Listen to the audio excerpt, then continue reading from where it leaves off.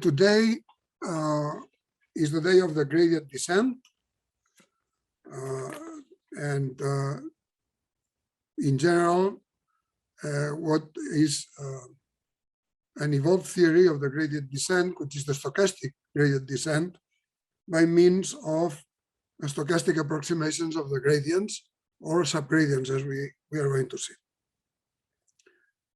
So the purpose is to study this stochastic gradient descent and its role in deep learning, in machine learning. Well, it will be a little bit today and a little bit more next Tuesday, October 19. This was introduced in this classical paper by Robbins and Monroe, a stochastic approximation method. This is a paper that is quite not very long, 8 pages, and it's very, very interesting. Well, introduced in this paper 1, has ever since been the focus of attention of. So the paper number 2 was this, is a very important paper of 2012, a stochastic gradient method with an exponential convergence rate for finite training sets. Number 3 is already an old friend, the book by Shalev-Schwartz and David. By the way, as you will see in the second slide, most of what I'm going to say today is in chapter 14 of this book. Then you have 4, the King-Maba. This is an adaptive method for stochastic optimization, and so on. I think that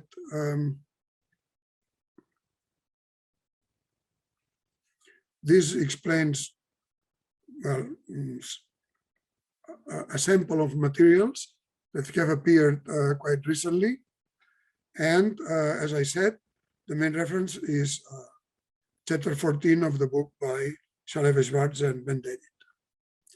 The index I'm going to try to follow is that I'll touch some background notions.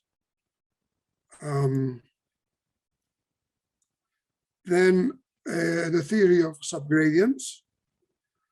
The background notions will include in particular gradients, then subgradients, which perhaps is not very familiar to you. I don't know your background, so it's difficult to say. Then we will talk about the gradient descent, GD, or something that is once one has studied subgradients is almost for free, subgradient descent. Then we are going to study the stochastic gradient descent, and there will be an appendix on Newton's method, which is second order because it involves second derivatives, but which has it still has much importance in machine learning. And finally, I will more or less summarize with a quotation from a very good paper. So the background notations will be the directional derivatives, the differentials, and the gradients. What is the relation between them? And then I will define and prove a property of what is called the epigraph of a function. So let's somehow do a little review of the directional derivatives, the differentials, and gradients. You start with an open set in N and take a function f defined in this open set with real values and assume that it's differentiable. Now, the directional derivative of f at a point x in the direction v, you have to supply to f the x and the v, is you just look at f at the line that goes through x with directed vector v. So x plus tv. This is a function of a one variable. The variable is t. You take the derivative of this function. It depends on v for t equals 0. And this is the directional derivative in the direction v of f at x. Now, if you use the definition of differential. F of x plus t of b for small t is f of x plus the differential of x at x of f applied to tv. The differential of f at x is a linear function from Rn to R. So you apply this linear function to tv and the t can go out, plus higher order terms. Now, from this, it's obvious that if you take the directional derivative of this, is derivative with respect to t at t equals 0, and you get the differential. So the directional derivative of f at x is a differential at x of f valued at b. Of course, if you take now a standard basis in Rn, then the differential of f at x applied to ei is a directional derivative, and this is just the partial derivative of f with respect to xi, which I will denote from now on as del sub pi of f at x. Well, from this it follows that the differential of f at x applied to a vector b is, because of this, is just the sum of the component bi of b times the del sub pi of f at x, which is the dot product of the vector b with the gradient, because the gradient is just this vector of partial differentials. Therefore, we have also proved that the directional derivative is v dot the gradient of f at x. Why I say all this? Well, just so that everybody understand and is conscious about that this gradient of f is the direction of greatest growth of f, of greatest growth rate of f at x. Why? Because this dot product is maximized when v is aligned in the same direction as the gradient. Therefore, the gradient optimizes the growth rate. And therefore, which is important for the messages today, minus the gradient is the direction of a steepest descent for the function f. So you go downhill. If you take the gradient, you're in the mountain, and you take the gradient. If you follow the gradient, you are going uphill in the steepest possible way. And if you go minus the gradient, you go downhill at the steepest possible way, the steepest descent, okay? And a final property is that the gradient is orthogonal to the level sets of the function f. So the level set x lambda is the set of points x such that fx equals lambda. Now, if a vector v is tangent to x lambda, then you have the following. V dot the gradient of x is the directional derivative, or directly the differential of f at x of v, and this is 0 because the differential of f restricted to the level set becomes the differential of a constant and is 0. Okay? This is as much as I wanted to say about gradients and differentials.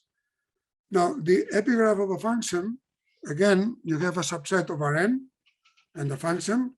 The epigraph of f, denoted by this symbol, is the subset of x cross R, whose points will be pairs x, t, x a point, t a real number, that satisfy t greater or equal than f of x.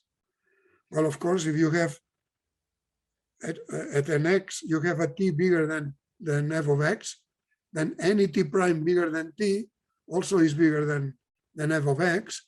So the epigraph, if it contains a point at the t, it contains this point and all the half line from t to plus infinity.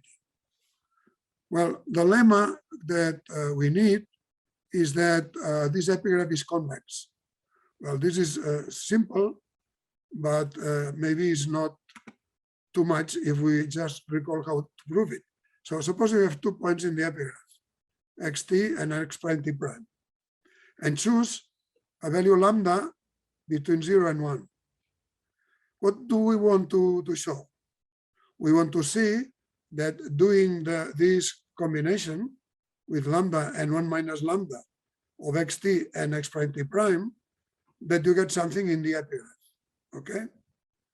Well, now this thing, since these are pairs, is lambda x plus 1 minus lambda x prime, first component, and lambda t plus 1 minus lambda t prime for the scalar components. Now, the first part, lambda x plus 1 minus lambda x prime, belongs to x because x is convex. And we can write that if you apply f to lambda x plus 1 minus lambda x prime, by the convexity of f, this is less than or equal lambda fx plus 1 minus lambda fx prime. F of x is less than or equal t. F of x prime is less than or equal t prime. And therefore, this thing is less than or equal the second part you get here. So indeed, this combination is in the epigraph, which is what we wanted to prove. Now let's go to subgradients. This is a very important for the lecture today and for algorithmic learning in general. As you will see, is a very important section. So I will relate subgradients to convexity. I'll do a few remarks of some haphazard remarks about what is going on. I'll do some examples, and then I'm going to relate the subgradients to the ellipsis nets of the functions. Let's start with the convexity. So you're going to have your subset over n and the function f defined on x. In principle, is any function. Now, definition. A vector s in our n is said to be a subgradient of f at x if for any x prime in x, you have this inequality. F of x prime is greater or equal than f of x plus s times dot x prime minus x. Now, it is very important to work with this to realize that this could be written also by putting this to the other side and changing the sign of this as f of x less than or equal f of x prime plus s dot x minus x prime. They are equivalent, but look at a little detail. In this inequality, the s is a subgradient relative to the point x, which is the point that you subtract from, Whereas here, you have the inequality in the other way around, and s is relative to the x here, the first x. So how can we remember this in the middle of a complex computation? Which one to use? Well, I have tried to develop mnemonics of this by putting a sub x when the subgradient is relative to x and when the subgradient is relative to x prime. So written as a difference, f of x minus f of x prime is less than s of x, s sub x dot x minus x prime, which is this one here, okay? This s referred to the x. Now, if in here you switch the roles of x and x prime, and therefore s will be a subgradient at x prime, then what you get is f of x minus f of x prime greater or equal than s of x prime times x minus x prime. So notice that you have the same f of x minus f of x prime, the same x minus x prime, and then we are entitled to use the less than or equal when this subgradient refers to the x, and the greater or equal when the subgradient refers to the x prime, okay? I hope this will help, not much in listening, but when reading and studying the proofs in more detail. Well, the set of subgradients of a function f at x is denoted by this del f of x. I'm sorry, this is a notation that everybody uses, but a moment ago we used the del for the partial derivative. And a little later, we are going to use this del for the boundary of a closed set. I hope that this doesn't disturb anybody. In each context is clear which meaning of del are we using. Well, let's go to the first theorem today. Assume that the set X is convex. Then we have A, B, C, three properties. The property A is that if the set of subgradients is non-empty, for all x in X, then the function f is convex. B, conversely, if f is convex, then the set of subgradients at X is non-empty, not for all x in X, but only for, you cannot prove this, but you can prove it only for x in the interior of curly x. This little circle means the interior of curly x. Finally, if f is convex and differentiable at x, then the gradient is a subgradient. Well, this is why subgradients generalize gradients. Actually, in this case of differentiability, the set of subgradients consists only of the gradient. Let's prove this. It's a nice exercise altogether. So the proof of A was that we want to prove that f is convex, assuming that at any point there is a subgradient, okay? So let's prepare the board with 2 points x and x prime on x. Let's take a lambda in 0, 1, in the interval 0, 1, open. What do we want to prove? We want to prove that f is convex. So what is this? That if you look at f of lambda x plus 1 minus lambda x prime, you would like to know that this is less than or equal lambda of x plus 1 minus lambda fx prime, okay? How can we use or leverage the subgradient to prove this? Well, doing the following. This expression here that at which you want to evaluate f, let's call it x lambda. I have done that before more than once, I think. And pick a subgradient at x lambda. Subgradient x lambda. Then, with the mnemonics or whatever, you just trust this, that this is okay. Fx minus fx lambda, excuse me, fx is greater or equal than fx lambda plus s at x minus x lambda. Here, the s is at x lambda, so indeed you have a greater or equal.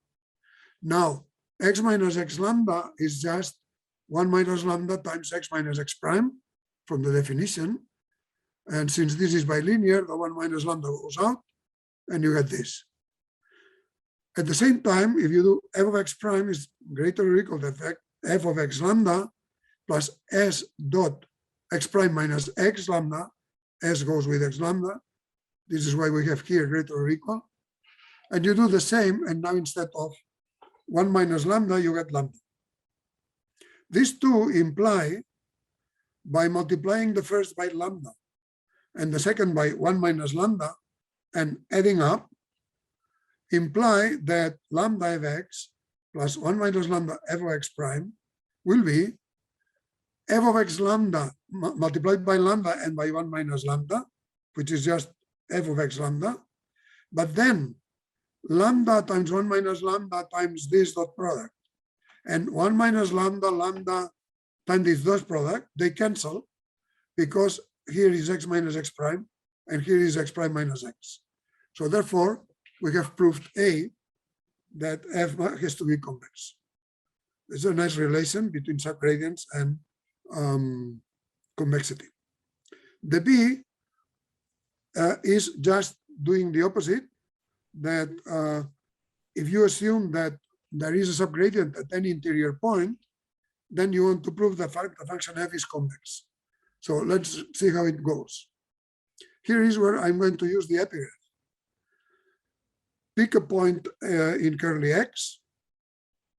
Then, by definition, the pair x f of x belongs not only to epigraph of f, but also to the boundary of the epigraph of f.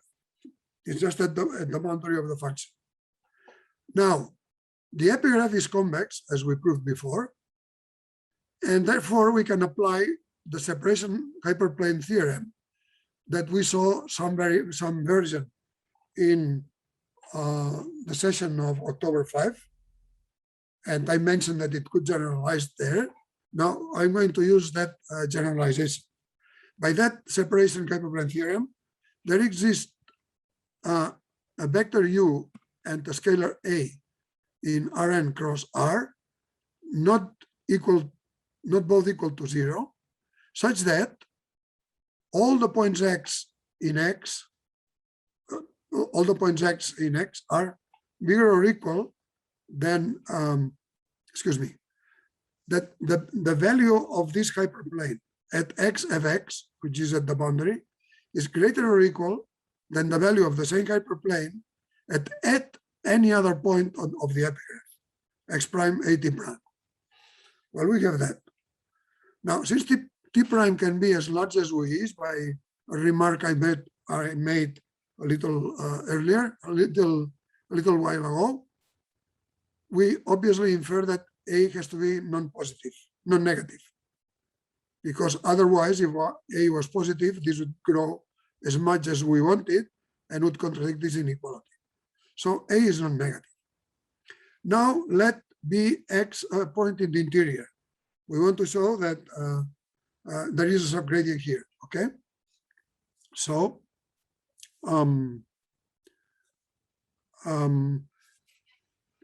take a very small epsilon and consider with this vector u, consider x plus epsilon u. This, if x is interior to x, will belong to x for very small epsilon. So let's call this point x prime, is this, no? And then applying the inequality here, u dot x plus a of x greater or equal than u x, the x prime is u x, u dot x comes from this, plus epsilon u dot u comes from this, plus the at prime, which comes from this. So a times fx is greater or equal, because here you can cancel this and this, a times fx is greater or equal than epsilon u dot u, which is this, plus a t prime.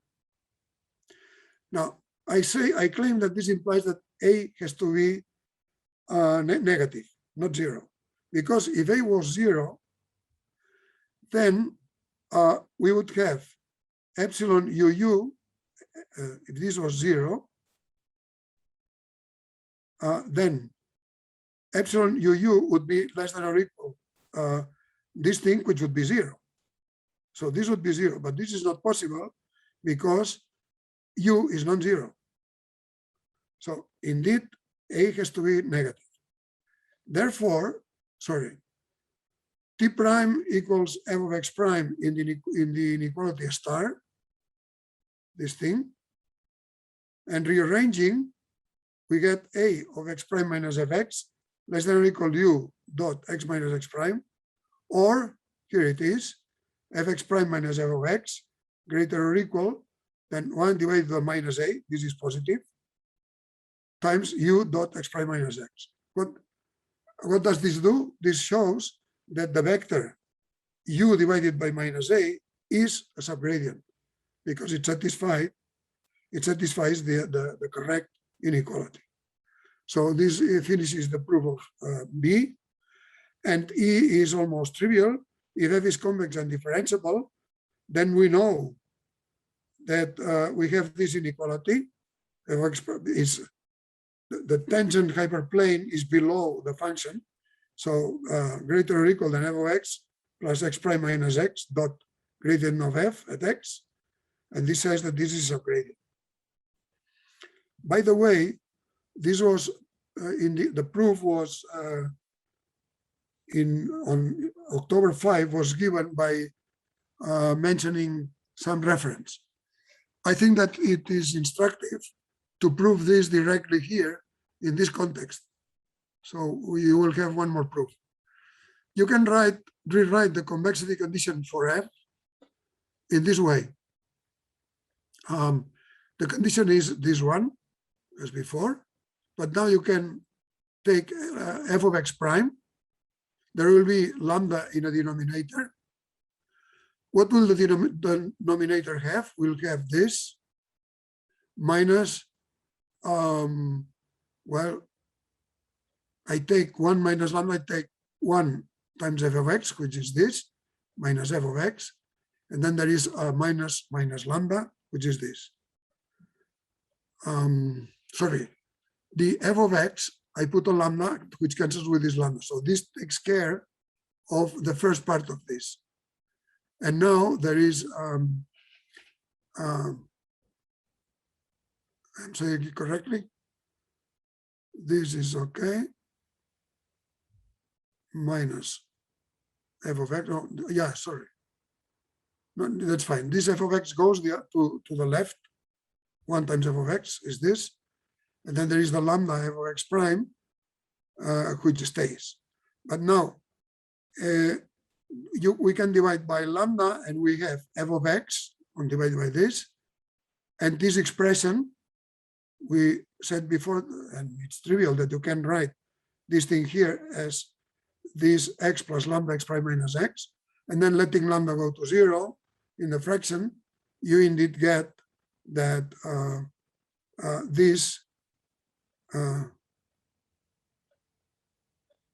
we get this expression, which is what we wanted to prove. Okay. In the statement B, the condition that x is in the interior can be replaced by a weaker condition. There it was open set. It need not be an open set, but if it's convex and is not open, then the interior is called the relative interior, which means the interior relative to the affine span of the convex set X.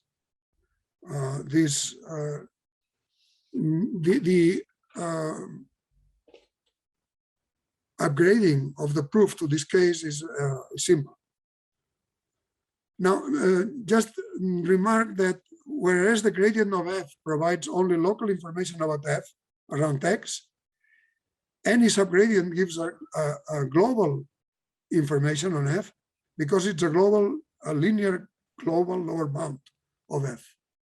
It's an important remark.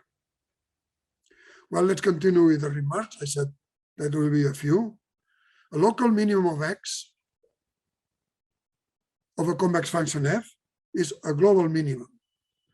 Well, again, this I think has been given as granted, but is not completely obvious. So I'm going to give a proof because x need not be open. If it was open, there would be no problem.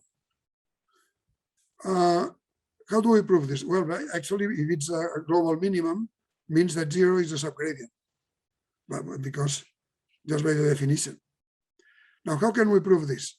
For any x prime and sufficiently small epsilon, f of x will be less than or equal this. This is very close to x, and there is a little increment. So f of x will be less than or equal this, because x is a minimum, a local minimum. So for a point that is close to x, you are going to get that. But then this factors as 1 minus epsilon fx plus epsilon f of x prime by convexity of f. And this by canceling equal things on one side and the other, this f of x with this f of x, 1 f of x with this, gives that epsilon fx is less than or equal f of x prime. Therefore, you can cancel the epsilon and you get this. Now, the let's finish this part with a theorem. Let X be closed and convex and closed, and F convex. Then if X bar is the total minimum of f of X, achieves the minimum of f of X in X, then the gradient is 0 and conversely. This probably would again be given as obvious that if you are in the minimum, the gradient must be 0. But it's again the problem that X need not be open. So how can you do that? Assume X bar is in X, and that f of X bar is less than or equal to f of X for all X in X. Then in particular, you have h of t less than or equal f of X bar plus t x minus X bar. Sorry, then in particular, you have that this function has a minimum at t equals 0. So if it has a minimum at t equals 0, surely its directional derivative, its derivative with respect to t for t equals 0 is 0. But this derivative, we said that is the directional derivative of f in the direction x minus X bar of f of X bar, which is the dot product of x minus X bar with the gradient. Now, we have that this gradient is orthogonal to all vectors of this form. This is what proves this is 0 and this is 0. So we only can assume that the gradient is orthogonal to this kind of vectors. But the convexity implies that the gradient of f at X bar belongs to the linear span of these vectors and hence must vanish. If it's in the linear span and all the dot products are 0, the same gradient is 0. And the converse, if the gradient at X bar is 0, then 0 is a subgradient of f at X bar, and therefore we have the inequality. That any f of X is bigger or equal than f of X bar. Well, I have here for some examples. I think that on the left, there is a picture of a differential f, and then you have something that we already mentioned, not only today, but on October 5, that the tangent line at the point x of X has this expression, f of X plus x prime minus X dot the gradient at X. And the df lies above this tangent line. Okay, so the gradient is the unique subgradient of f at X, and this gives the tangent of the graph. Now, the function depicted on the right is just a straight line, and another straight line. This has a negative slope, minus alpha. This has a positive slope, plus beta. And then there is a singular point at the place where these two lines, semi-lines meet, okay? Now, the function depicted on this part here has constant slope minus alpha, is differentiable.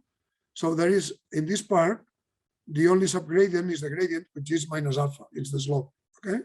Similarly, on this part here is differentiable, and the only subgradient is plus beta, the slope again. But things go completely different at this point, non-smooth point, at this singular point. Here, it is clear that any line through this point that has a slope not below minus alpha and not higher than plus beta is a subgradient, because it's a line lying below, okay? So we conclude with an example that the subgradients at this point, well, at the point corresponding to this line, to the axis, to the x-axis, these subgradients form this interval from minus beta alpha to plus beta. Another example, which I think, let me show first the graphics. Suppose you have functions f1, f2, and f3, all of them convex. So f1 is this convex thing, f2 is this convex thing, and f3 is a line, is is also convex. Now, if you take the max of these functions, what are you going to get? Well, of the three functions, in this interval, the max is this thing. Then in this interval, the max is coming from F2. In this part, the max is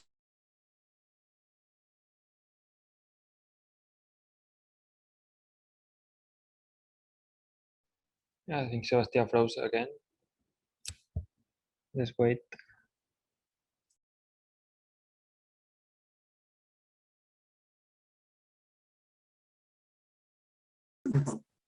suppose you have a number of functions. Sebastian, one moment that you froze when you were just talking about the combination of the functions as a convex function. Yes, in the next slide. Yes. Just here. But this is not a linear combination. Sorry, yeah. This max function of convex functions. Yes, the statement is that the maximum of a given number of convex functions is again convex. Okay. Now the proof is given here. Did I answer your question or your remark? I was just saying that you froze for a moment and we lost you in this slide. Oh.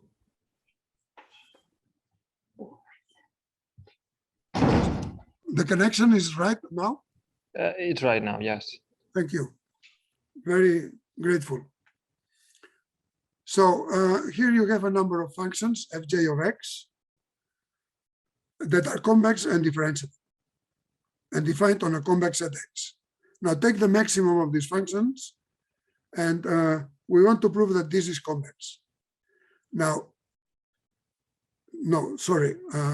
What I want to prove is that this maximum has a subgradient anywhere, okay? Now, to see this, suppose that for some point, for a given point x, the f of x is given by the function fk of x. One of the functions will give the maximum. Suppose that is fk for this particular x. Then the gradient of fk at x belongs to the subgradients of f at x, the subgradients of the maximum function. Now, how do we prove this?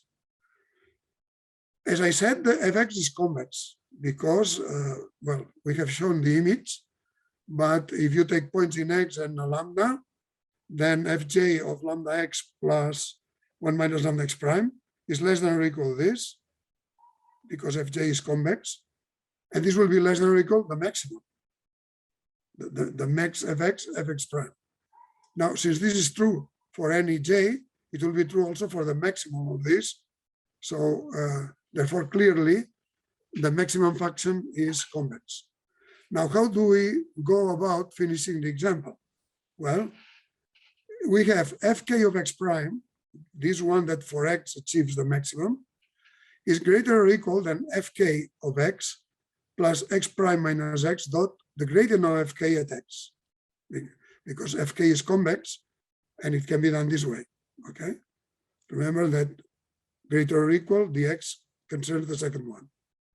Now, since f of x prime is greater or equal than fk of x prime, and fk of x is f of x, all this implies that f of x prime is bigger or equal than f of x plus this thing here, which is what we wanted to say, to see that this gradient was a subgradient. Now, what is the final point on that? That this maximum function has gradients, but they are different depending on which function is the one achieving the maximum, okay? And by the way, at the points where two functions can be taken that concern two given functions, any one of them would be okay, either this or this, okay? And anyone in between, by the way. Well, a special case of this example is the Hinge loss. The Hinge loss was reviewed yesterday, and it was in the context of the soft support vector machines, it was this maximum.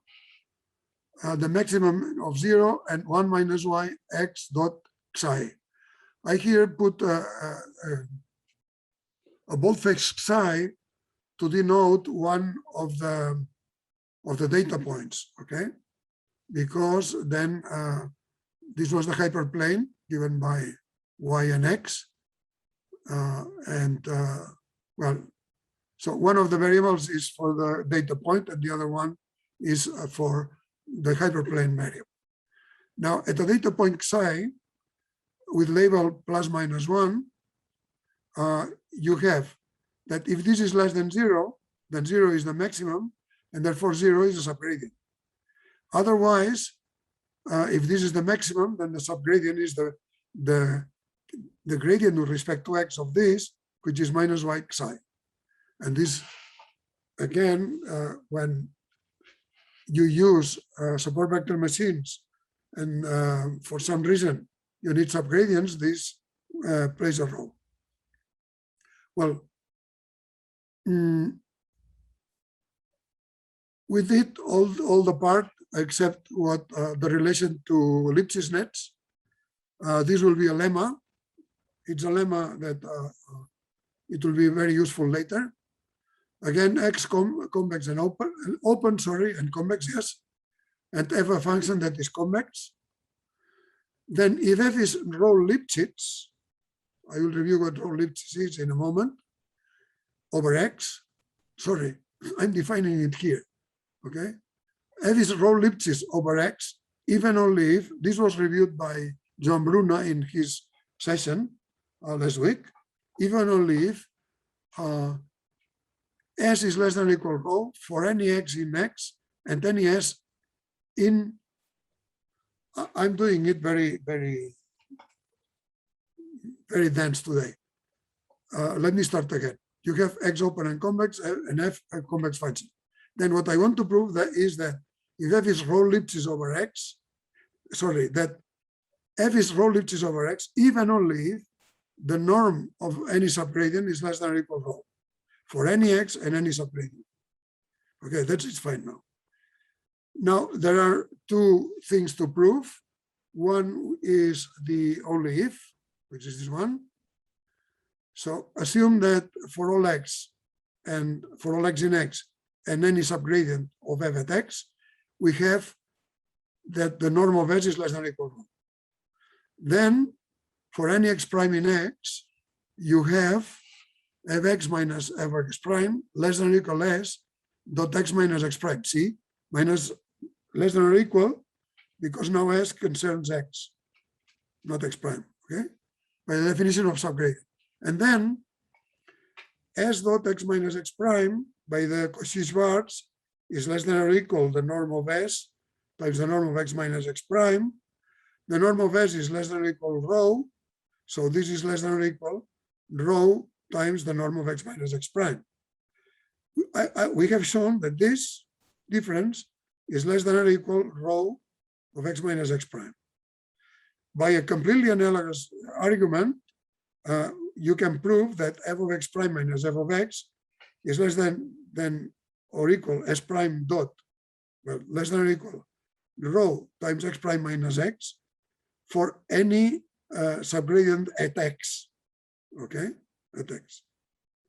And in sum, if you have the two are less than or equal the same thing, the absolute value is less than or equal rho times norm of x prime minus x, and this is the definition of rho Lipschitz, and this is where the notion was reviewed by Bruna in his first session. Now the other way around, assume that f is rho Lipschitz and pick any point in x and any subgradient of f at x. Since, again, there is a topological argument. Since x is open, there exists an epsilon, a positive epsilon, such that x prime defined as x plus epsilon s divided by its norm, so this is a unit vector, For very small epsilon, this still belongs to x. Okay.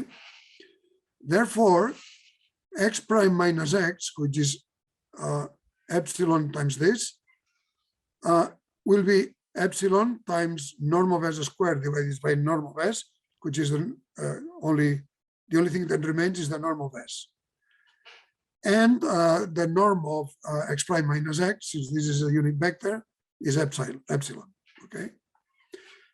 Now, by the definition of subgradient, now with the greater or equal, f of x prime minus r of x is greater or equal than s times x prime minus x. See, s refers to this x, so it's greater or equal, is epsilon times the norm of s by this expression. On the other hand, by rho, the rho Lipschitz sets, rho epsilon is rho times this, because this was epsilon, okay? And this is greater or equal by the definition of rho Lipschitz, the greater or equal than f of x prime minus f of x. So what do we have? Well, we have the epsilon of s, epsilon times norm of s is less than or equal this, and this is less than or equal this. So this is less than or equal rho epsilon. Therefore, norm of s is less than or equal rho, which is what we wanted to prove. Corollary, which is the one I'm going to use in a little while. In the case f is differentiable and rho Lipschitz, then the norm of the gradient, well, here I put xk, but should be the norm of the gradient that in the same conditions as before is less than or equal rho. So I should correct this. By the way, I forgot to mention, I think at the beginning, that the misprints of the slides of yesterday were corrected, and I have put them in the chat of today. And I have also put the slides of today. I hope that you realize it without having to tell you, okay?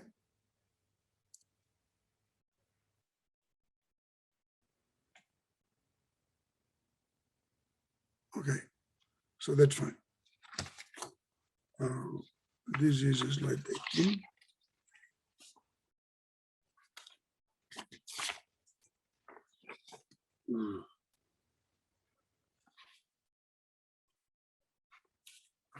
Okay. Well, this is a direct consequence of the lemma on page 16, and the fact that the gradient this is a subgradient. I think that here I did something that is not quite correct. Yeah, this is a mixed up. This is a mixed up because a slide, because it's mentioning something that this lemma on page 16 is. Oh no, yes, that's right. The lemma saying that the subgradient, the norm of the subgradient is bounded by rho. So that's fine. But this k is not here, okay? I did this rearrangement, and now I doubted for a moment that it was right, but it is correct. So let me go to the gradient descent, gradient descent, GD. I will just review basic algorithms, and the toughest part, which is the convergence results, I think I will do them after a little break. So as basic algorithms, I will distinguish between GD1, GD2, and GD3 that will come. GD1 is here, GD2 will come later, and same with GD3. So as inputs of GD1, you have your function, f.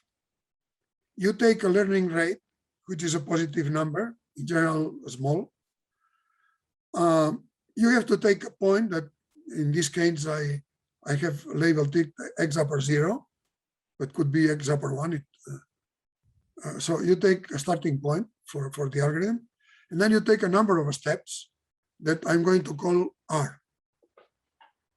Well, I am doing an effort to adapt to my notations, so the notations for all the sessions, even though the notations in the different books are different and are different from one book to another. So you have to forgive me for this, but there is not a single notation that would be helpful for anyone. Now, the procedure of this GD1 is doing arc times this updating.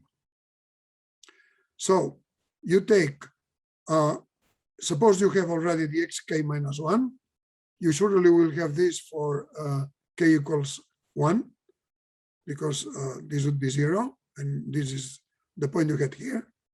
And then you move this point in the direction of the steepest descent at xk minus 1, but not the whole gradient, minus gradient, but modulated by this learning rate. So you do not want to go too far with this gradient, because then you can go at places that are not what you are looking for. Okay, so you put this learning rate. Now there are two possible outputs of this algorithm. One would be the last one, XR, and another one, this I'm calling, it can be called naive output, but there is a smart output, and this is especially so when we go to the stochastic case, which is x hat to be the average of the xk you have visited during this run, this loop of our steps. Okay, this is very good. Just to fix ideas, let me do a very simple example. This is taken, done differently, but taken from the Shalev-Eshbar book at figure 14.1. Take this function. You will recognize this function as a quadratic. The minimum of this function from geometry is x is minus 6 and plus 8. This is an ellipse having one semi-axis 1 corresponding to the y-axis, and 1 divided by the square root of 1.25, the semi-axis in the x direction. So it's actually, if you do level curves, you're going to get ellipses. Okay, what is the gradient with respect to xy? We have two variables here. Well, it's just taking the partial derivatives, is this. And I have reproduced more or less what Shalev-Eshbar is doing by taking eta 0.1, taking the starting point minus 710. Of course, I know that it should not be far from the minimum, and take 15 steps. Now, the sequence you can compute, I'm going to show you how to compute it in a moment, is depicted in the image on next page. And this image shows the level curves of this function. They are distinguished in blue, and the points. The points are in red, and they have to go perpendicularly to the level lines, and they go quickly to the minimum, which is here. It's minus 6 and 8. Okay. Now the computation of those points is very easy. This is a little bit of Python. I will tell more about this later, today or next day. You take the eta 0.1. You define f of xy to be the expression you had. You take the definition of the gradient of f at xy to be a list of the partial with respect to x, partial with respect to y, and then you take separately the coordinates of the starting point, the a for the horizontal axis minus 7, b for the vertical axis 10, and because you want to draw, I'm going to keep a list of the a's and a list of the b's. They start with little a and with little b. And the number, this should be R, R equals 15, to be consistent with what I've been saying. No? Then you do a loop. This is a nameless variable. The underscore can be used for this. For whatever this variable, in the range 1, n plus 1, in Python, to go from 1 to n, you have to put n plus 1 at the end, because it's defined in this way. So the gradient will be gradient f at AB. You can separate them in GI and GV. And then the updating will be A minus eta GA, B minus eta GV, and this is the new A and B, the new point. You include this in A. This can be done in this with this expression.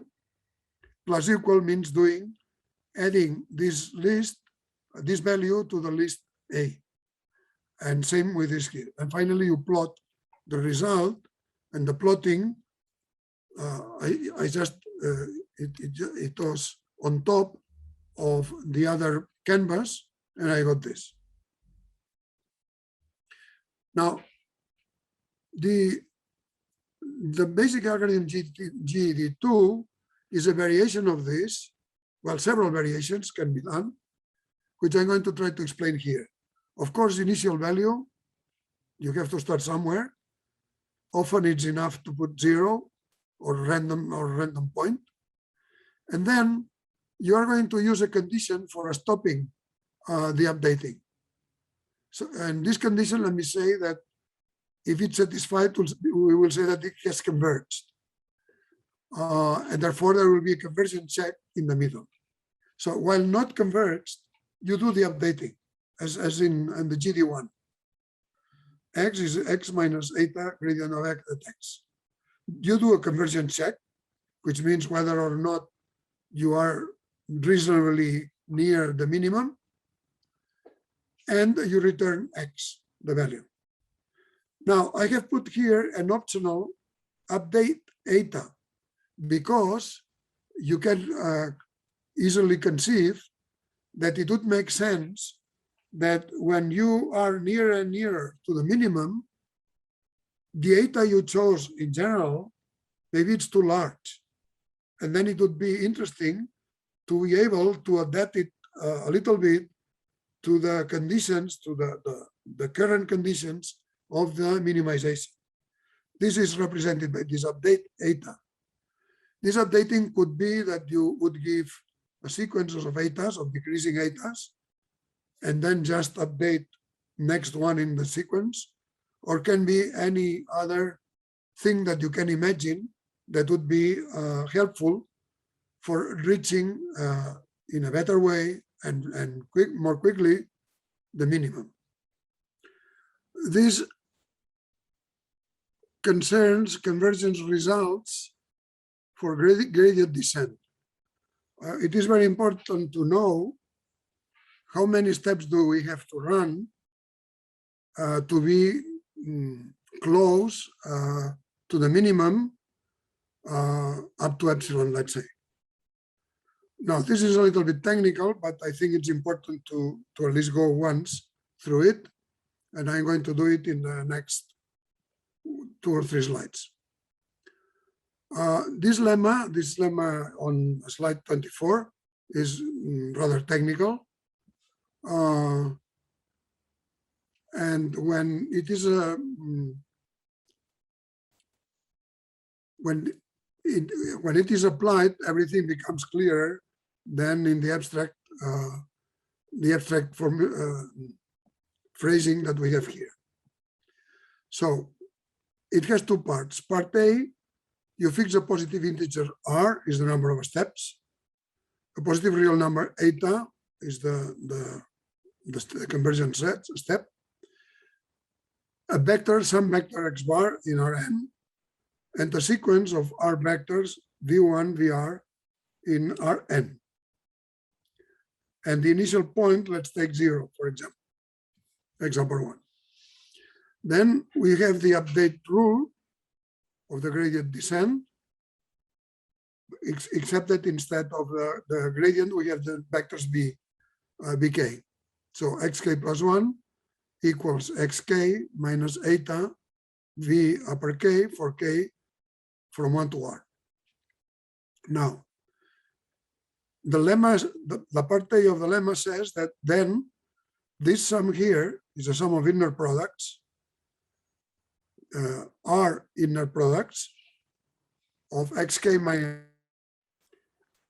Well, so you have this sum of R terms of R products, and what we are going to show is that this is less than or equal 1 divided by 2 eta norm of x bar squared plus eta divided by 2 sum of the norms of the bk squared.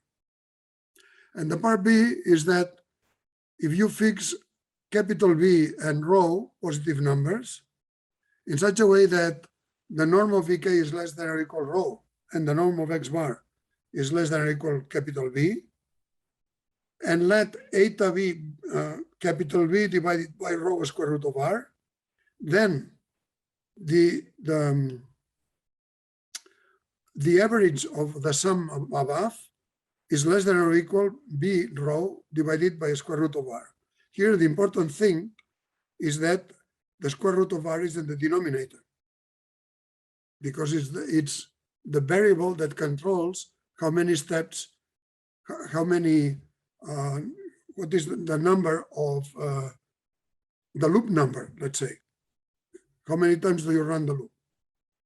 Of course, it's a square root, so it means that you have to work much harder just to double the precision.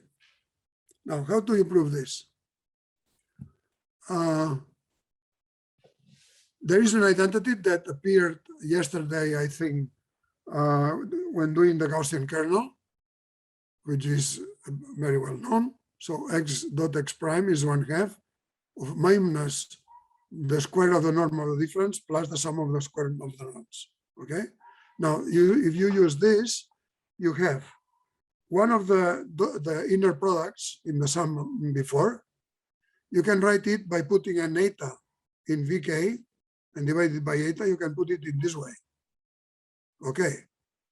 Now, applying this, you are going to get 1/2 of this 1 divided by eta, so it's this, the minus the square of the norm of the difference. The difference is this minus this, clearly, plus the sum of plus the square of each one of the factors. So the square of this, which is this, and the square of this, which is eta squared, vk squared. This is fine. And now, because of the updating rule, xk minus eta times vk is xk plus 1. So this, the only thing we are left here is xk upper k plus 1 minus x bar squared plus this plus this.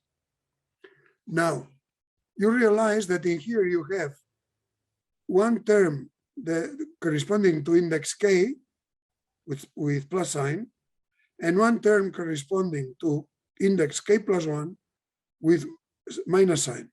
They are similar, except that they are one step ahead of the other.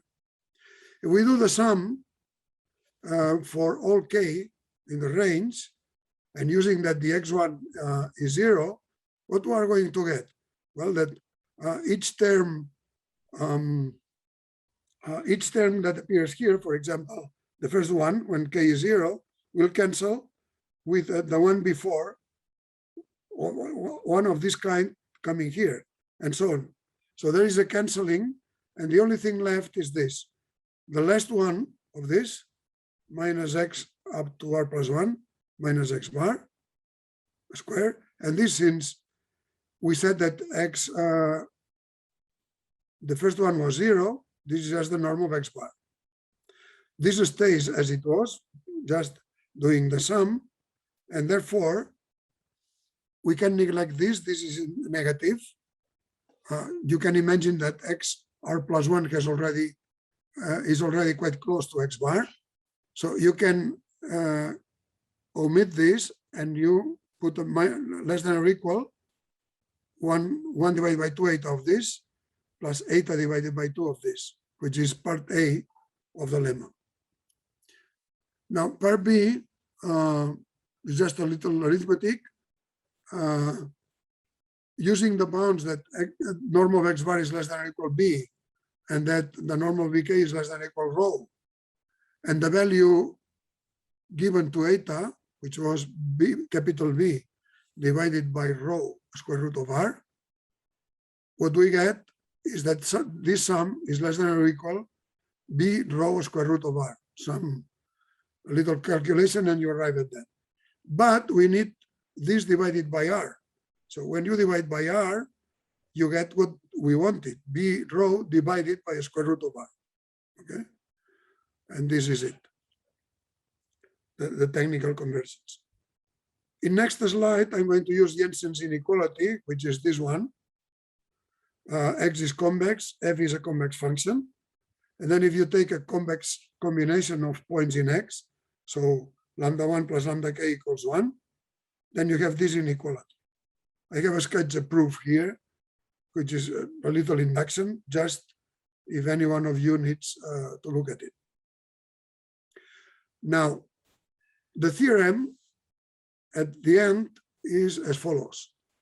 Let f be convex and rho Lipschitz, and let x bar be the minimum, but inside the ball of radius capital B. So we stay inside this ball. If we run the algorithm GD1 on f for r steps with eta the same as before, then the output vector x hat satisfies this.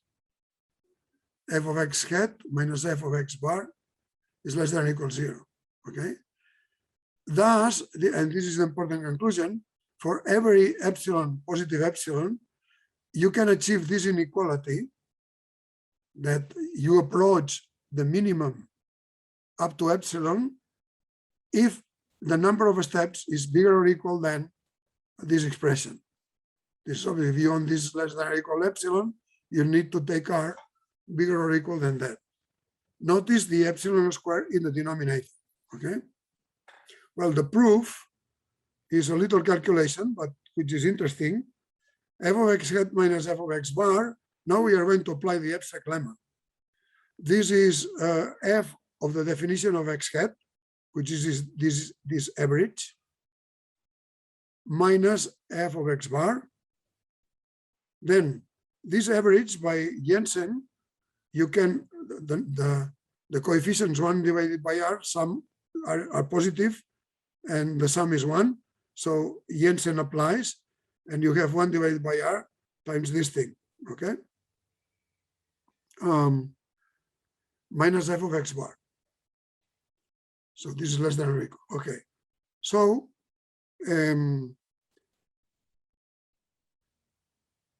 now this thing here, you can apply the fact that f is convex and deduce that, no, sorry, there is one further step. You can collect the f of x bar, which is not affected but by that, by putting it inside, and since the sum will be r terms divided by r, indeed this is the f of x bar. So you can rephrase this like this. And now you can apply that f is convex to assure that you can replace this with this inequality with this dot product at xk. This is why you can use minus less than or equal. And this, by what we said in the lemma, is less than or equal to this. So this is the proof. The last inequality is a consequence of the fact, here I had to use that, you remember the vectors vk had a norm less than or equal rho. So I have to use it for the gradient, but this is lemma on page 18. And the second part of the lemma on the previous, on page 24. So this is okay. A little remark, which is very important, is that the gradient descent procedure works for non-differentiable functions, but using a subgradient of f of x at xk. Everything works just as fine because this inequality here also works for the subgradient. And with this, you can do everything. So we are done with what we have called convergence results. There are many, many convergence results for any algorithm you can think of, and I'm going to give more references toward the end. Finally, let me give GD3, which is a momentum gradient descent, which accelerates somehow the gradient descent, and it is more stable also. You take as initial values x0 equals x1, so you need to start with an x0 and also x1, the eta and the mu now.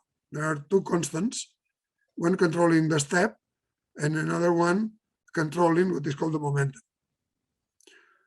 So you start by letting x equals x1 and letting p for the momentum, let x1 minus x0 is the difference between one step and the previous one.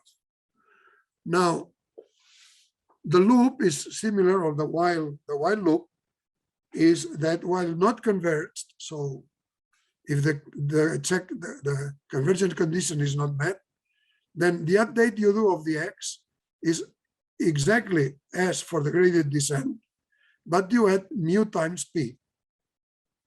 So in terms of the steps k, it would be mu times x upper k minus x upper k minus 1, okay? And you have to update the p now. The p is the difference between the new and the old. So the p is this. Do the conversion check. And there are very many variations in which you can update the eta, update the mu, and so on.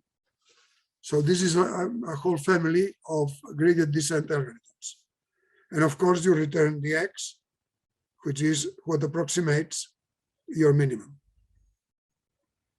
Now here, I should say that for comparisons with this GD3, which some people call the heavy ball method, well, the heavy ball method is when eta and mu are fixed.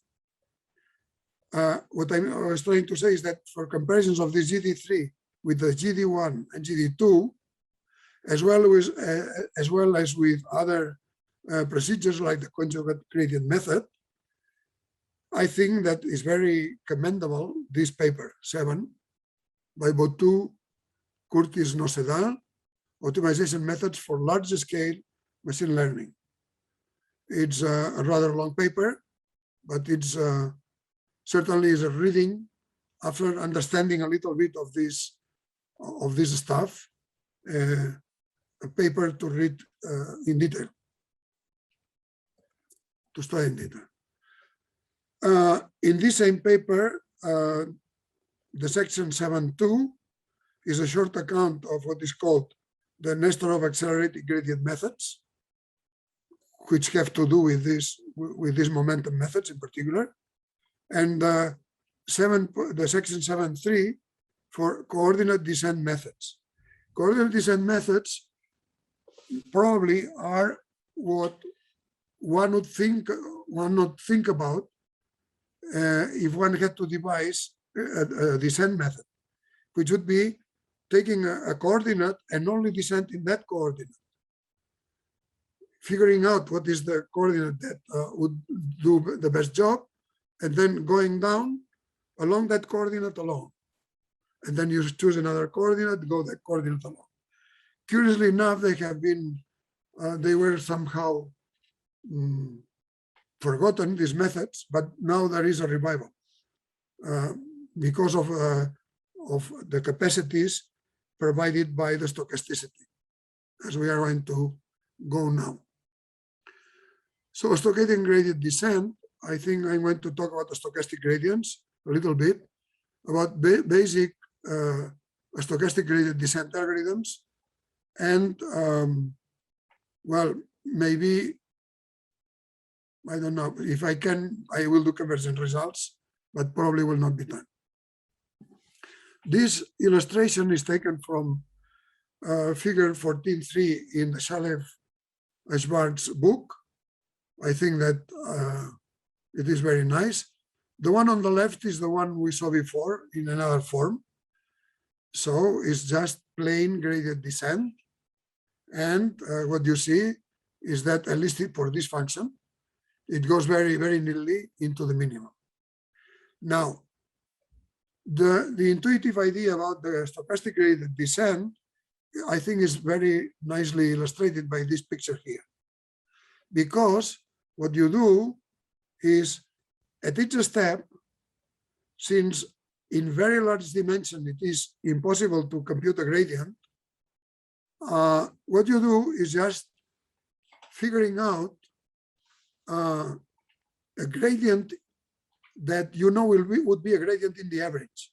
So what does it mean? It means that you roll some kind of dice, you get a vector, and you use that vector as a gradient. And the success of the story comes from the fact that in rolling the dice, on the average, you get really the direction of the gradient. So statistically, it will work. Of course, you're going to have this zigzag, complicated zigzag, but taking the average, it smooths it out very much. And then you get an algorithm that can work in very, very high dimensions and quite efficiently. I think that the idea of this is what propels most of today training of neural networks. More about that in next session. Well, let me explain a little bit how this goes in a little bit more technically. So assume that the hypothesis space is given by parameterized functions. I explained this in the lecture on October 5. So you have functions depending on a parameter, a set of parameters, W in some set W. The algorithmic learning is interested in, as one of the main problems, in minimizing the loss or risk that I defined by using this notation. Loss of FW, of one of the hypotheses, which now I will denote for simplicity as loss of the W of the parameter. In empirical risk minimization, which we saw quite a lot before, we use the empirical risk, which depends on data, L sub D of W. This empirical risk is associated with data D that approximates, in principle, the loss. This is unknown because it depends on a probability distribution that is not known to the learner. This is known. And the question of whether or not, or in what way, the empirical risk approximates the empirical law, the loss, we saw the theorem about the bound on the regret. Okay, this is a complicated story. Anyway, notice that we cannot use gradient methods to directly minimize this loss, as its definition depends on a known probability distribution ruling the generation of data. Now, the stochastic techniques allow to deal with the minimization of directly of LW by supplying a random vector V whose conditional expected value is the gradient of this loss. This is the key point about what is the stochastic gradient. Well, technically, this means that the expectation of V conditioned to the point W, where you are, this expected, the expectation of this vector is the gradient. Now, how can you manage to produce this? For simplicity, we will assume, to begin with, that the local loss is a function L of W and Z. The local loss was defined in the first session. We are going to assume that it's differentiable. Then we are going to figure out how can you work with non-differentiable. Then we can define the stochastic gradient relative to W as the random vector. It depends on W, so expectation of V conditioned to W is doing the gradient of this loss with respect to W and averaging with respect to Z. So taking the expectation of the Z that is governed by a probability P, and you take this gradient. This gradient is simple, but it depends on Z. See, for each Z, you have a gradient, okay? Now, the thing works because this expectation here, expected gradient, since the gradient with respect to W is linear, you can take this out of the expectation. And you have gradient with respect to W of the expectation of L of WZ. But this expectation is by definition the loss. So this is the gradient of the loss. And there you are, okay?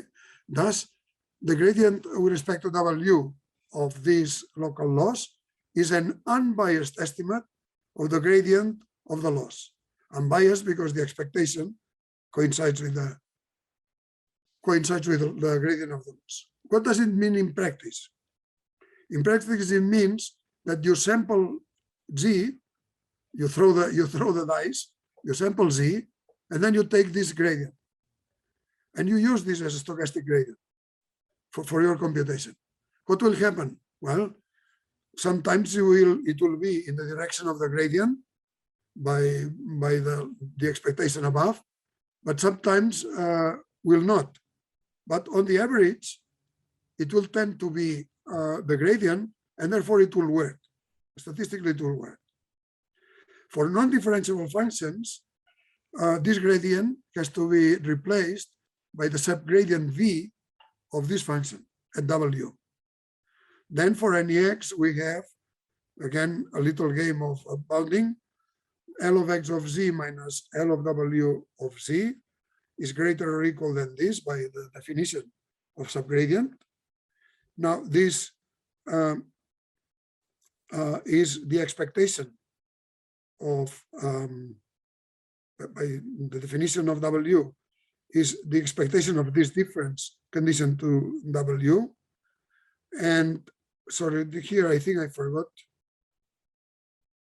There is something wrong here, because the main point is that you have to come here, which is the expectation of the product, dot product of x minus W times V conditioned to W.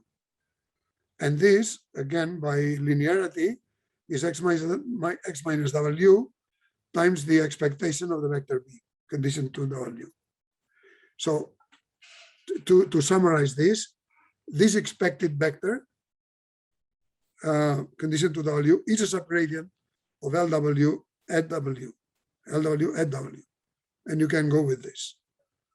So if you want to phrase it in a algorithm, here you go. Parameters the eta, or a sequence of etas, maybe. This is also used in practice. Or it could be an adaptation of the eta somewhere. Anyway, you take an eta, constant or possibly with some variations inside the algorithm, and you take the number of steps R. You require an initial value, let's say W equals 0, and then you make a for loop of R steps, and this is sampling Z. With this Z, you have a subgradient of the little l at WK, LWKZ. You take a subgradient, call it VK. Actually, should be V upper K in my notation, and update the WK plus 1 with this, and again, this should be V upper K. And you return the average because this smooths out the jiggling done by the gradient. Well, this is almost as much as I wanted to say today, but I think there is an appendix, as I mentioned at the beginning, about Newton's method and what is called the Levenberg-Marquardt procedure. In principle, the Newton method involves the Hessian of the function f. So you have to assume that f is twice differentiable, and it involves the Hessian, which is second order. Well, this means that if the gradient has length n, the Hessian has length or complexity n over 2. So it's of the order of n squared, which is it's much higher. But it has some qualities of itself that make it a good choice to apply when you are already near the minimum, because then you can, it goes very fast in approximating this minimum, as we are going to review now. So assume that x bar is the minimum of the function, which is the minimum achieved by the function, and that x is open in Rn. Assume that f is differentiable, and then the Hessian, the nabla square of f of x, which I'm going to denote by h of f of x, is the symmetric matrix of the double partial derivatives. The Newton's algorithm aims at approximating the x bar, starting with a guess, as all these kind of algorithms, and constructing a sequence x1, x2, and so on, as follows. The next step, xk plus 1, is the current step, the current vector xk, plus an increment delta sub k. Now, this delta sub k has to satisfy this equation. Delta k times is a vector, delta k times the Hessian should be minus the gradient of f at xk. This is similar to the gradient descent. Well, the heuristic for this rule, this is the rule that is applied, the heuristic is as follows. The gradient of f at xk plus 1 is approximately the gradient of f at xk plus the difference. I am doing one step Taylor. Xk plus 1 minus xk times the Hessian at xk. Now, we would like that this thing would be very close to x bar. If it was x bar, this would be 0, because it's a minimum. And therefore, we would be left with this, but now this would not be the difference. It would be an increment that we have to call by delta sub k. So if this was x bar, this would be an equation like this. So we replace that, we can find the x bar by proceeding as if this was 0, replacing this by delta k, and solving this delta k through this equation. Okay, it's the first approximation. And the fact that this is very useful is that the error of xk plus 1 with respect to x bar in norm is less than or equal to a constant times xk minus x bar squared. So it means that it goes, if xk is already near x bar, this is much nearer to x bar. So it can be used as a fine-tuning toward the end of the gradient descent. And this is what did Levenberg and Marquardt for at least for nonlinear least squares. It could possibly, I'm not aware now if this has been done.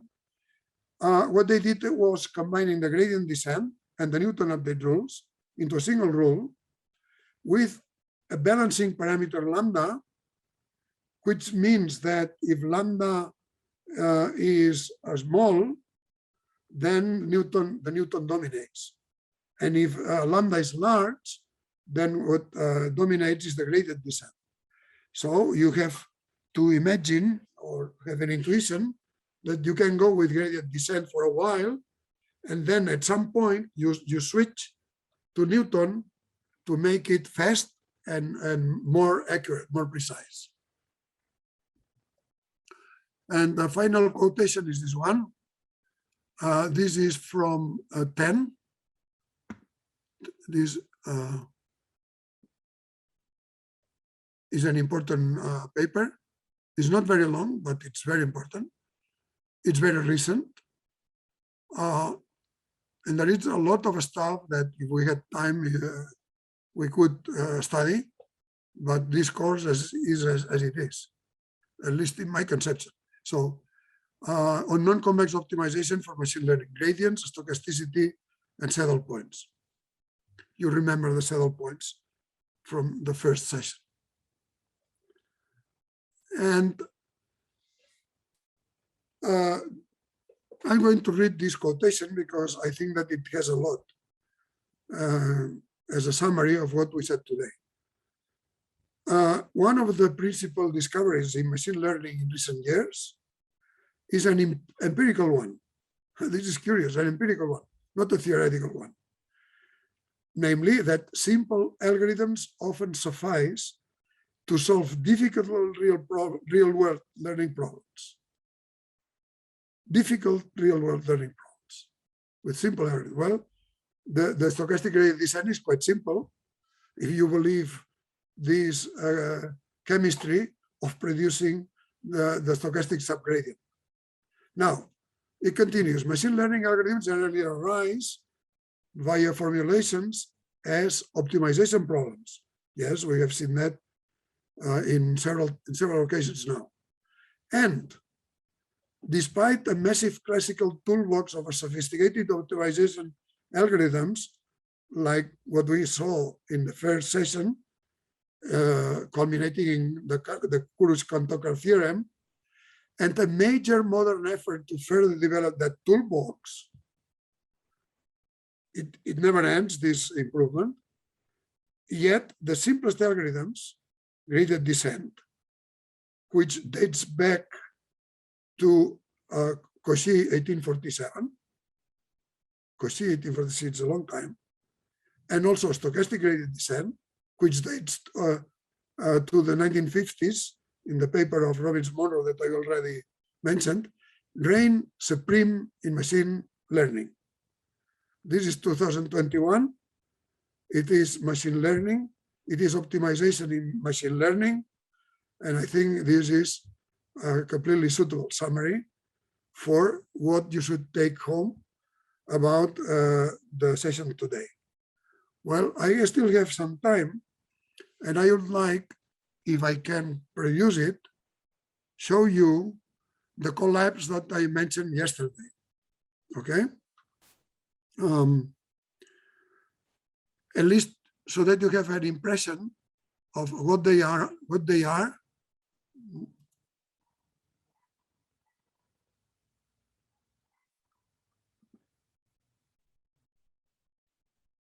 Oh, excuse me. There is a question. I have a question. In the stochastic gradient descent algorithm, page 35.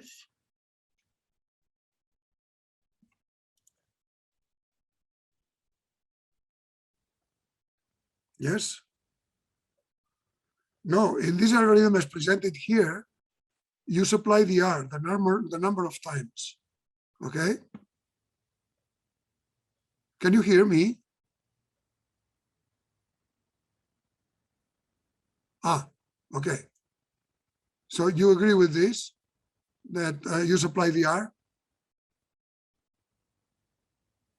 Yes, you say yes. Well, the Z is sampled by the same mechanism that we used in the first session to get points of the space X. It's sort of an expert that you get a point. Maybe it's a picture, maybe it's a piece of audio, and then the expert labels it. Well, you do not know the distribution of probability, but you get data. Here is just the same. You get you sample and you get the data out of the source providing this data, and you use it to construct the gradient or subgradient. Does this answer your question?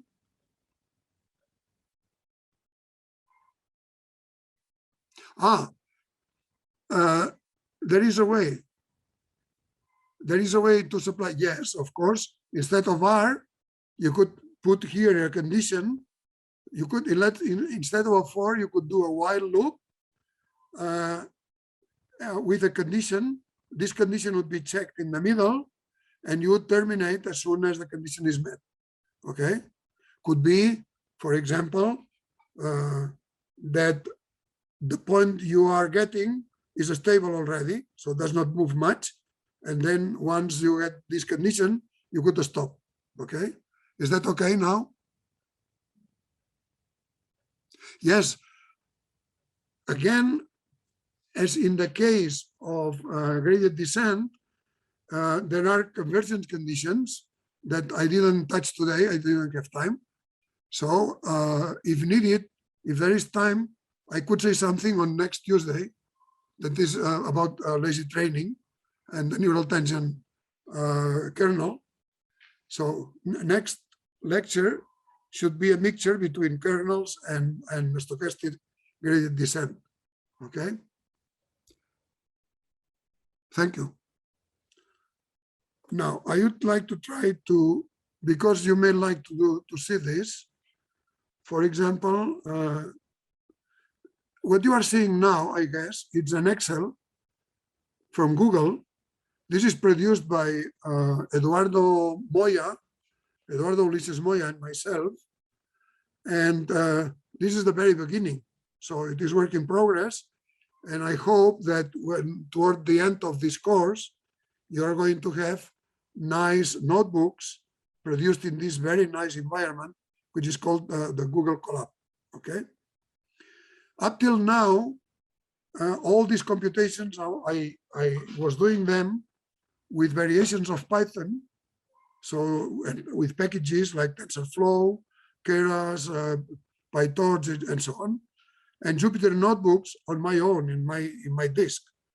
But this Colab allows you to do the same, but having everything there already.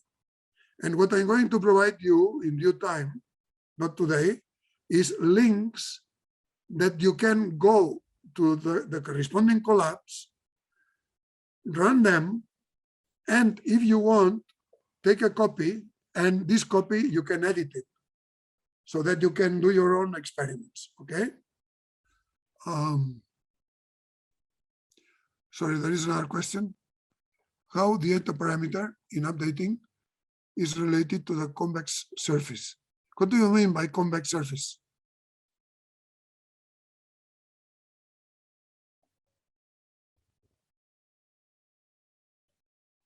Well, avoid jumping among local minima. This is done by the gradient descent, the stochastic gradient descent.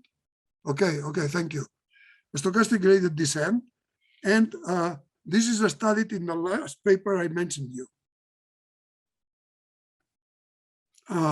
This gene on the non-convex optimization for machine learning. Okay. This paper, which as I already mentioned, is not very long. It contains the conditions of convergence, but it's technical stuff. It's not so easy to explain. But now I think it's for you, if you have followed what I have said, I think it should be reachable. And already, as I said before, if the occasion occurs, I'm going to say something next Tuesday on that. Does that make you happy or not yet?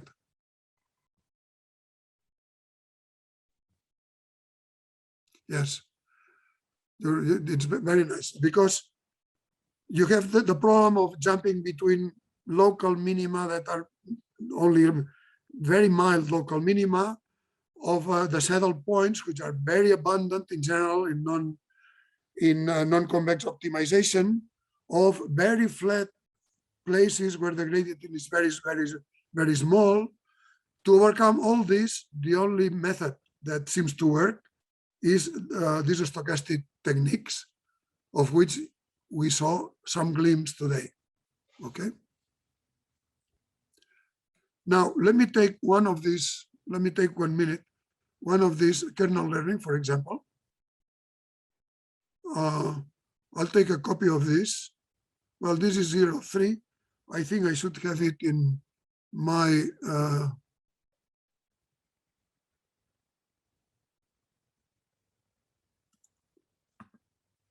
no.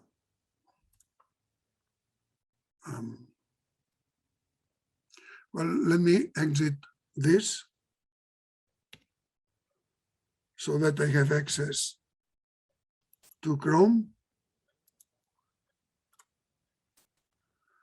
And then here, I think I should find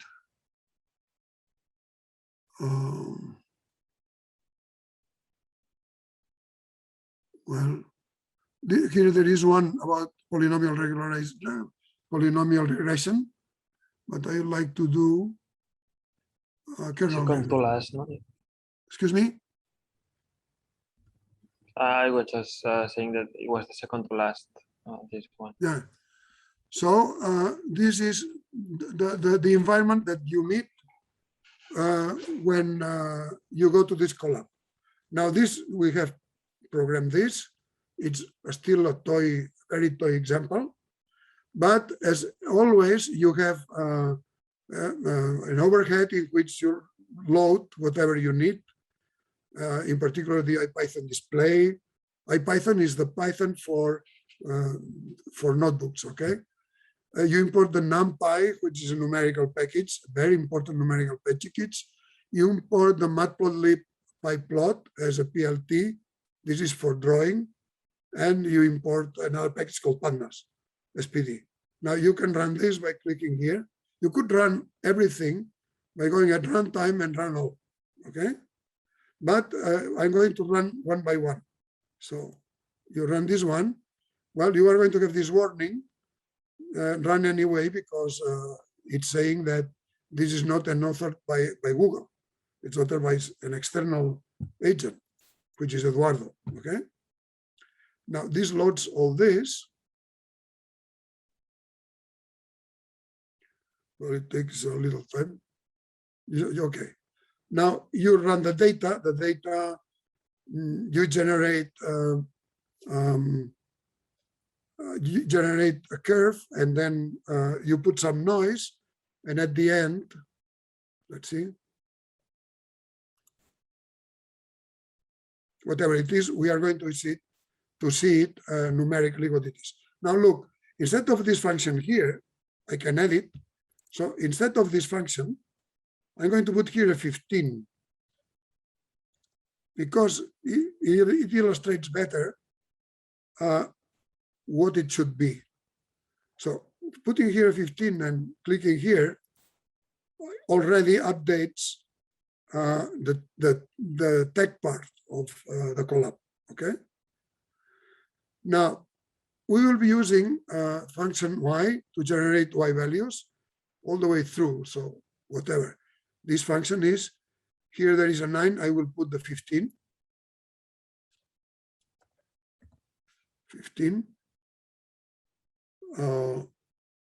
And here there is an x squared. We will see how it goes. Now, we plot it. And here is the function, okay? These are noisy points on this curve. These noisy points have been constructed by these residuals and so on, and it's some Gaussian noise. It's not very important now. Now we are going to use the Gaussian kernel, and it's defined here. This is just writing the formulas I gave you yesterday. Then we take sigma equals 1. This is not, does not do any harm. And we can plot, for example, one of the Gaussians, fixing one of the data points. In this case, is 0, and you have this curve. Now, this is numerics. I will skip this. And this is doing the work.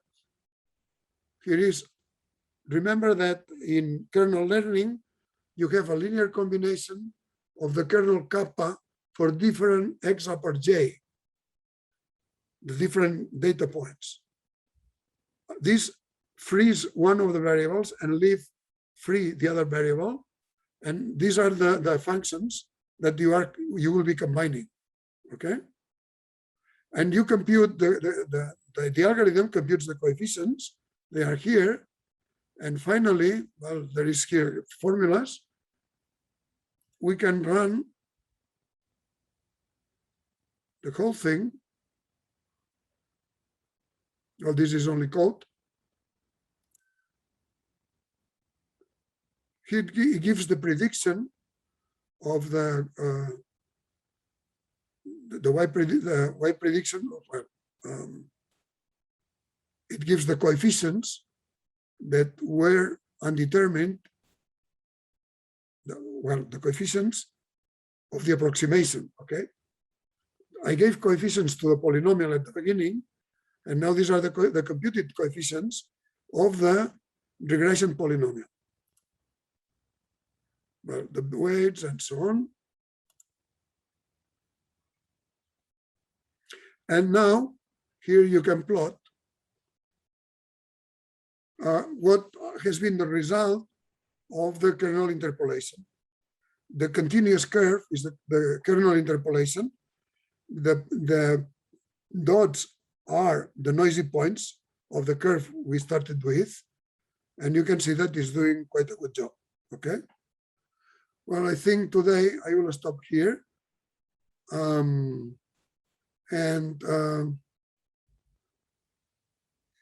when I have something more to report on that, there is also an example of a stochastic gradient descent, but it's applied to a very simple problem of minimum squares.